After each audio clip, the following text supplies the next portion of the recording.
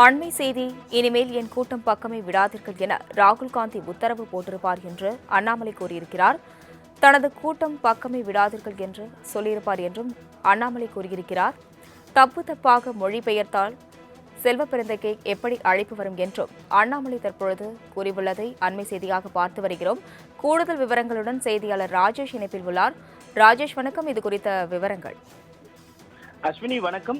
தன்னை பரப்புரைக்கு செல்ல அனுமதிக்காமல் தன்னுடைய இல்லத்தில் வருமான வரித்துறை சோதனை நடத்தப்படுவதாக செல்வ பெருந்தகை தமிழக மாநில காங்கிரஸ் கமிட்டியினுடைய தலைவர் செல்வ பெருந்தகை குற்றச்சாட்டு முன்வைத்திருந்த நிலையில் அண்ணாமலை பரபரப்பு ட்விட்டர் ஒன்றை போட்டிருக்கிறார். அதில் 2 நாட்களுக்கு முன்பாக தமிழகத்தில் ஒரு கூட்டத்தில் பேசிய ராகுல் காந்தி அவர்களின் ஆங்கில உரையை தமிழில் மொழிபெயர்க்க தமிழக காங்கிரஸ் கட்சியின் தலைவர் செல்வ பெருந்தகை அவர்கள் ராகுல் காந்தி பேசியதற்கு சற்றும் தொடர்பில்லாமல் தன் மனதில் தோன்றியதை எல்லாம் அடித்துவிட்ட உண்மை இன்றுதான் ராகுல் காந்திக்கு தெரிந்திருக்கிறது போல செல்வ பெருந்தகை இனிமேல் எனது கூட்டத்திற்கு பக்கமே வந்து விடாதீர்கள் என்று உத்தரவிட்டிருக்கிறார் என்று தெரிகிறது.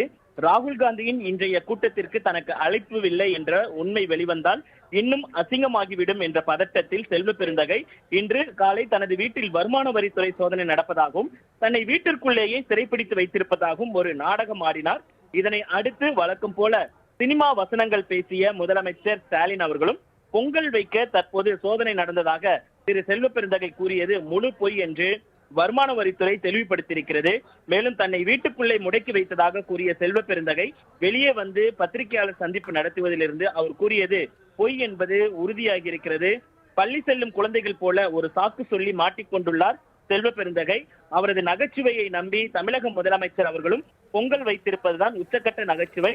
ஒரு மாநிலத்தின் முதலமைச்சர் அடிப்படையான விஷயங்களை கூட சரிபார்க்காமல் வடக்கு தெற்கு என்று வசனம் பேசுவது அவரது தேர்தல் தோல்வி பயத்தை காட்டுகிறது. இந்த உதவாக்கரை கூட்டணி தமிழக மக்களை எத்தனை ஏமாளிகள் என்று எண்ணினால் இப்படி ஒரு பொய்யை துணிந்து சொல்வார்கள் என்று அவர் கேள்வி எழுப்பியிருக்கிறார்.